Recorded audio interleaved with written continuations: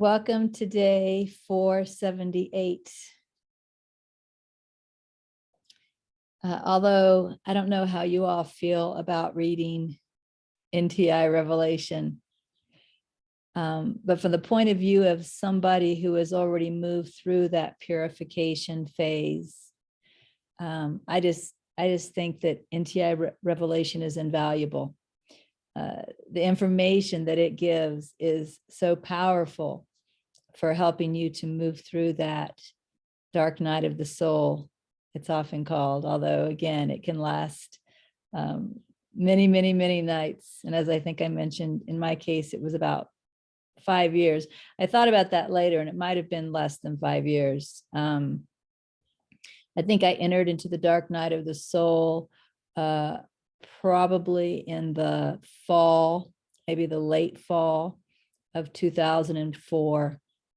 And I probably emerged from it in around August of 2008. So that was actually a little under 4 years, wasn't it? But that's not important. What's important is to know that NTI Revelation is really providing some incredibly valuable tips. And I don't really feel like I can give it justice in a short amount of time. So I feel a little inadequate coming into this review video, but I will do my best. We started this week reading NTI Revelation chapter 10, and you had an optional assignment, which you weren't required to do, but I've done it, so I'll share what I did. It said in NTI, trust yourself, seek only that which is truly helpful, and ask for the interpretation of Revelation chapter 10 that would be given to you now. So I am going to move over to the Bible, to Revelation chapter 10 in the Bible, and I am going to share what I saw in these words. Now, this is called The Angel and the Little Scroll. And I'm going to start about halfway through verse 2, where it's talking about this angel who had a little scroll. And it says, he planted his right foot on the sea and his left foot on the land. And he gave a loud shout like the roar of a lion. When he shouted, the voices of the seven thunders spoke. And when the voices of the seven thunders spoke, I was about to write, but I heard a voice from heaven say, seal up what the seven thunders have said, and do not write it down. So the way this interpretation was given to me is that sometimes we can hear teachers talking about awakening, and what it's like to be awake, and what it's like to see with awakened vision. And sometimes we want to, learn this. For example, we want to take notes. We want to write it down. We want to learn this. And what this is saying is no. When you hear these kinds of teachings that are talking about a level of consciousness that is higher than the one you are at, sure, listen, but don't write this down. Don't try to learn this. You cannot learn your way into higher consciousness.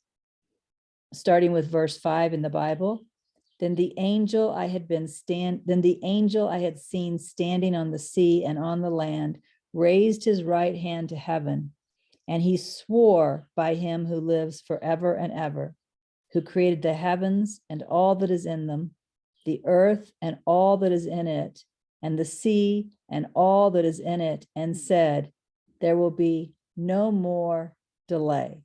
And I heard this as a calling.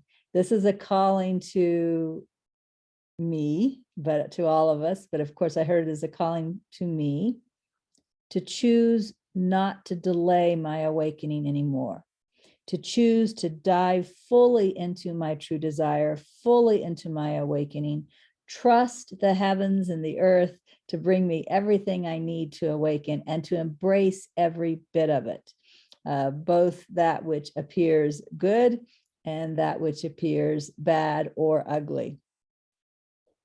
It continues, but in the days when the seventh angel is about to sound his trumpet, the mystery of God will be accomplished, just as he announced to his servants, the prophets. So what I hear in this is when we are ready to go forward on our path of awakening, everything again that we need to be brought to us, our path of awakening begins. Then the voice that I had heard from heaven spoke to me once more. Go, take the scroll that lies open in the hand of the angel who is standing on the sea and on the land. That again means embrace every experience as something that is being given to you to help you awaken. So I went to the angel and asked him to give me the little scroll. He said to me, take it and eat it, right? Embrace it fully. It will turn your stomach sour, but in your mouth, it will be sweet as honey. What I hear in that is that there's both going to be resistance and there's going to be gratitude. And that's what I experienced too. When I was going through my dark night of the soul, certainly there was resistance to what I was experiencing. There was a resistance to seeing these false beliefs come up. There was resistance to being with these dark emotions. But there was also this incredible gratitude because I knew this was healing. It says, and I took the little scroll from the angel's hand and ate it, right? I did that. And it tasted sweet as honey in my mouth. I was grateful that I'm on the healing process. But when I had eaten it, my stomach turned sour. It was also challenging and difficult. Then I was told, you must prophesy again about many peoples, nations, languages, and kings. But as I came through my purification process, I emerged as someone who can teach about how wonderful it is to allow ourselves to go through that process and come out the other side with a different way of seeing, a different way of experiencing, a different way of being. So that's what my right mind sees in NTI Revelation, in Revelation chapter 10. So let me go back to NTI now, if I can. Kindle's giving me a little bit of a challenge here. There we go. So looking at NTI Revelation, chapter 11, starting with verse 4, it says, sit quietly within yourself and enter into the inner chamber of your heart. Take the measuring rod, take note of the worshipers and measure the desire as you find it there. Do not deny that resistance still worships at the inner chamber of the heart. Take note of the worshipers as you find them, but use the measuring rod to see which desire leads you now.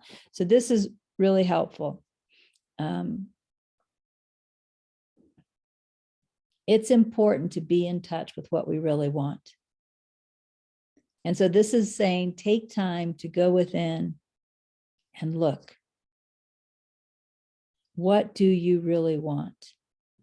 I would say if you go within and you find that you actually want something else more than awakening, then that's okay. That's okay. Go do that. The way that you will get that out of your system is by embracing that desire and following that desire. But if you sit down and you go within and you find, I want awakening. I want to know what that is. I want to have the direct experience of truth. I want to know myself as the truth. Then you're ready to go forward. And that it's important to know that you're ready to go forward, because knowing that you're ready to go forward, that is your strength. Verse 17 says, there may be a time that the joint will seems overcome by the beast of guilt and fear, but this is only an illusion within an illusory battle. It is the joint will that has called forth the beast, so that the beast may be coaxed out of its hiding. As we go through this dark night of the soul, occasionally There are times when things seem so dark that we wonder if we've lost our willingness. We wonder if we've lost our true desire. We wonder if we've lost our connection to God, or some people may even wonder if God has abandoned them. And the answer is no to all of that. No. The reason we're in this dark, dark period is because we are willing.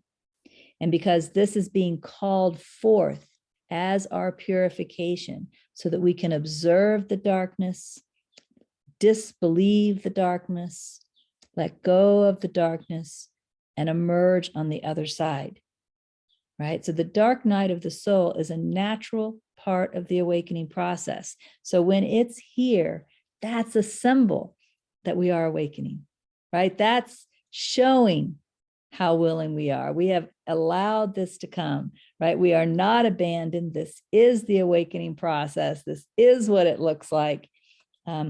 It's much better than it feels. Moving on to NTI Revelation chapter 12, starting at verse 6 or sentence 6. It says, "The woman and her child are one. To separate them is to separate you. But the dragon is not separate from you either. This is why you have a choice. Everything that is experienced through your mind. And you may choose what within the mind shall be the ruler of all experience." So the woman and her child represent here the Holy Spirit or the right mind or inner spiritual wisdom. And the dragon represents the ego. And as you go through the purification process, you have a choice as to which of these you will pay attention to. They will both be there.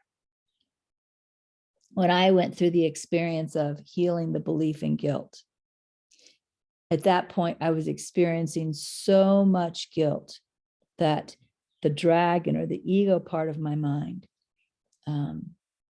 was saying that I want to die. I just want to die. But even dying, even death is not enough. I want to be erased from the memories of everyone. I am so lowly, so guilty, so unworthy that I can't bear the thought of anyone ever remembering that I exist. This is how dark that voice was. And at the same time, there was the inner spiritual healing right here, the inner spiritual wisdom right here, just reminding me, this is healing. Just be patient. Just wait. Just allow. Don't do anything. Be patient. Just wait. Just allow. And again, you have a choice to which one you're listening to. Are you going to listen to this one that says that you are so horrible that you need to not only die, but be erased from everybody's memory, right? Are you going to listen to that voice? Or are you going to listen to this one that's saying, just be patient. Just wait. This is healing. Don't do anything, right? You have the choice of which voice you will listen to, and it will affect your experience. Certainly, if you listen to this dark, dark voice, you're going to have an awful experience. If you're listening to this voice, you'll have a more patient experience. Still not a pleasant experience, but a patient experience, knowing this too shall pass. In fact, verses 10 to 12 say, accepting choice is accepting the way of salvation. Accepting choice is accepting how all experience is made. In accepting choice, you are accepting that you are experience's maker. And in doing this, can all previous choices be undone? So accept that you have a choice. You don't have to listen to this loud, dark voice. You have a choice to listen to this little quiet, still voice that's saying, just wait, be patient, allow, right? This is healing. Verses 13 to 17 say, all that you shall face cannot harm you. And that's what this little voice will say too. You need only to remember this in order to face it without fear. NTI Revelation chapter 13 starts talking about the beasts that are in Revelation. The beast that comes out of the sea is your judgment against yourself. All that seems to be made through the belief in fear and guilt starts here, upon this judgment, right? So judgment is the root of all fear and all guilt. Sentence 7 says, notice the questions that are asked and realize it is you who ask these questions. Who is like the beast? Who can make war against him? Realize how faithful you are to your own judgment. And we are all quite faithful to our own judgment. We think our judgment is wise and right.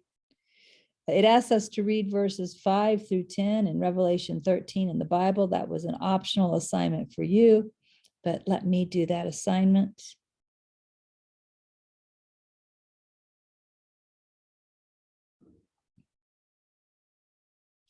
The beast was given a mouth to utter proud words and blasphemies, and to exercise its authority for 42 months. Now, the beast is judgment. So the judgment can both utter proud words, that's better than other things, and it can utter blasphemies, right? Oh, that's terrible. That should not be, right? And the beast is judging the capital S self, which means the beast is judging everything. Judgment is judging everything. It's judging what appears to be me, and it's judging what's out there, both as good or as bad. I'm going to skip over a little bit. It says, and it was given authority over every tribe, people, language, and nation, right? It can just judge everything. This is my little judger here. My little judger judges everything that it experiences. It was given authority over every tribe, people, language, and nation. And then it says, all inhabitants of the earth will worship the beast. Everybody worships their own little judger, their own inner judge. They worship it. They think their judgment is right. It says, if anyone is to go into captivity they will go. If anyone is to be killed with the sword they will be killed. This calls for patient endurance and faithfulness on the part of God's people. What this means is, in order to be free of judgment, fear, and guilt, we need to learn to be in acceptance of everything we experience, even that which seems to be horrible. We accept that it is what it is, and we learn to let go of our little judger. Going back to NTI now.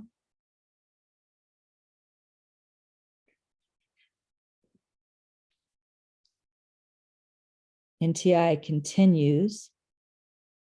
The other beast, because there's another beast in Revelation, which comes out of the earth, is guilt. So now we have two beasts, judgment and guilt. It says, look at verses 13 through 18 and realize this is written about you and your belief in guilt. So going back to the Bible, it says, because of the signs it was given, meaning the second beast or guilt, because of the signs it was given power to perform on behalf of the first beast, judgment, it deceived the inhabitants of the earth. In other words, we are all deceived by the appearance of guilt to think that we need judgment, right? There are murderers, they need to be judged because they're guilty.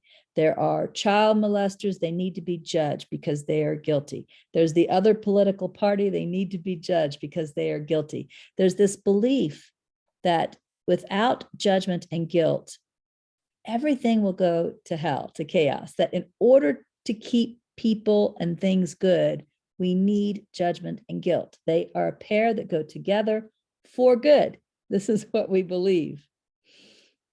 In fact, it says the second beast, which was guilt, was given power to give breath to the image of the first beast. Because we believe in guilt, we believe judgment is absolutely necessary. It says it also forced all people, great and small, rich and poor, free and slave, to receive a mark on their right hands or on their foreheads, so that they could not buy or sell unless they had the mark, which is the name of the beast or the number of its name. Now, this is really just saying everybody in the world in order to really participate in the world, has to believe in judgment and guilt. Like you can't be a part, the judgment and guilt have so much authority in this world. You can't really be a part of the world unless you also exercise judgment and guilt. And you don't have to look that far to see this is what everybody does, right? Judgment and guilt, judgment and guilt. They are the rulers here. But it says, that we all have this mark, the mark of the beast. And it says that number is 666. Now, the cool thing about the number 666, let me see if I can show it to you. There you go. See that number? 666. The cool thing about the number 666, my phone will do it. I don't think my phone will do it. You'll have to use your imagination. My phone flips. But the cool thing about 666 is that if you can turn it upside down, oh, there it is. It's 999. The cool thing about 666 is it can be flipped to 999. So in other words, it seems like we have to have judgment and guilt in order to participate in this world, but that's an illusion. We can flip that upside down to acceptance and love. We can bring acceptance and love into this world. We can be, instead of being the presence of judgments and guilt, we can be acceptance and love. We just flip that upside down, that belief that judgment and guilt are necessary. We just flip that upside down and we practice the loving all method.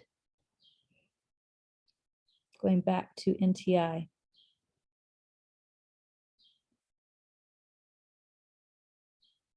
In chapter 14 at verse 13, it says, "Blessed are the ones who choose to lay down judgment and die the judge's death," which means let go of this little judger here. "For to die the judge's death is to walk away from judgment. To walk away from judgment is to walk the way of life." So turn that 666 over, that apparent need for judgment and guilt in this world, and choose to be the presence of acceptance and love. Rest the mind, become the empty shell, let all that was you go, right? The false self, the ego, let all that was you go, so all that you are may be known. NTI Revelation chapter 15, the first sentence says, "The walk within the recesses of the mind is not a struggle.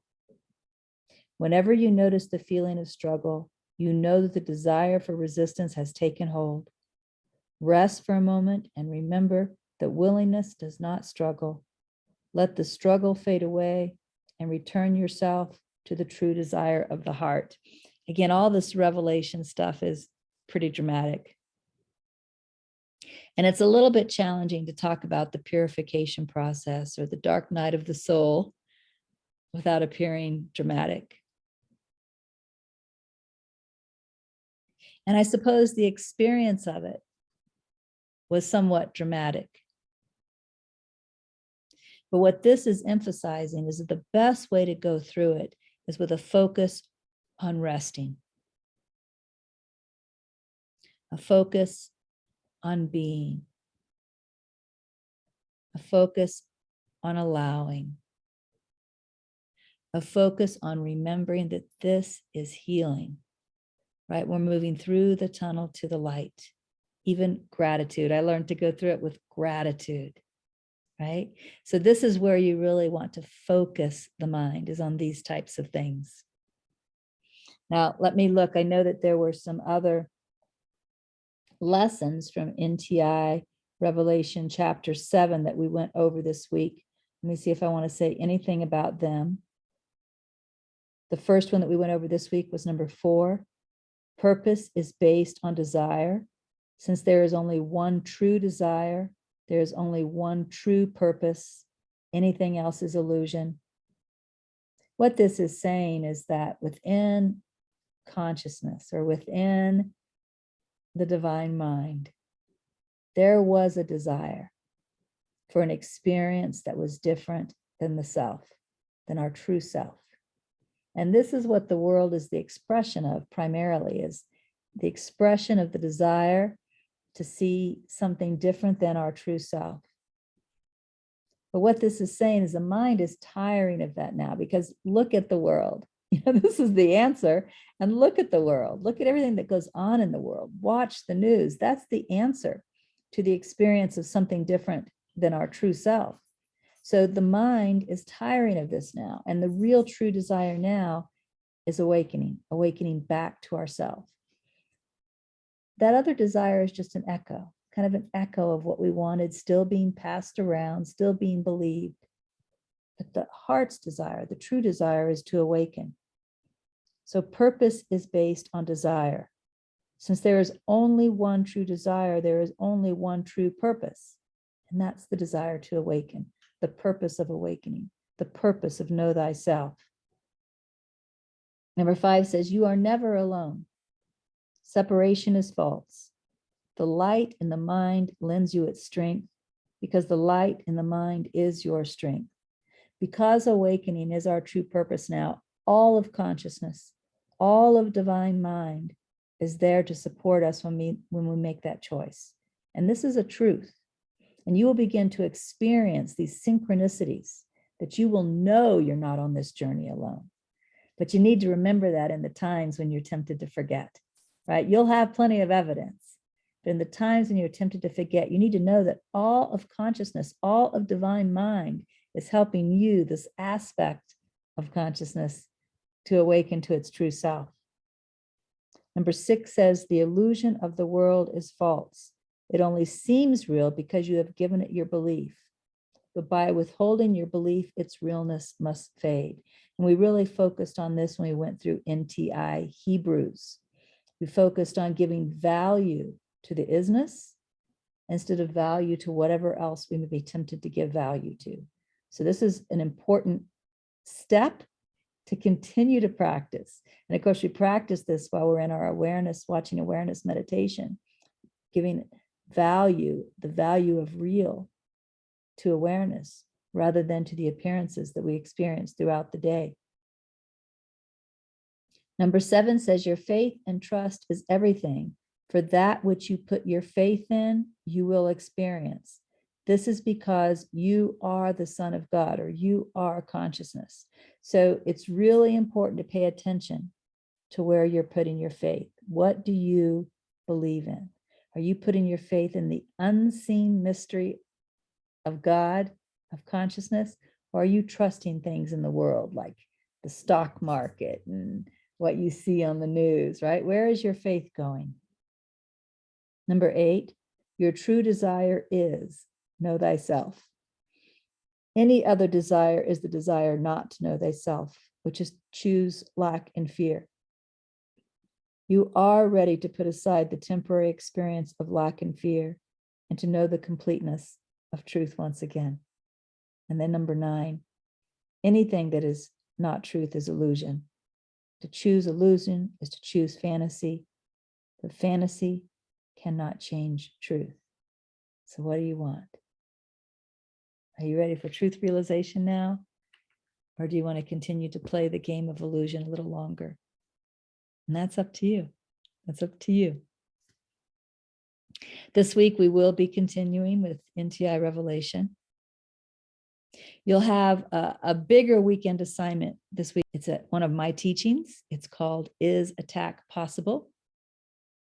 I'll go ahead and put links to those audios in the description of this video in case you want to get started on them before the weekend, since they're a little longer. We're also going to continue with awareness, watching awareness meditation this week. And of course, we'll have walkabout exercises every day. So I'll see you next week. Bye.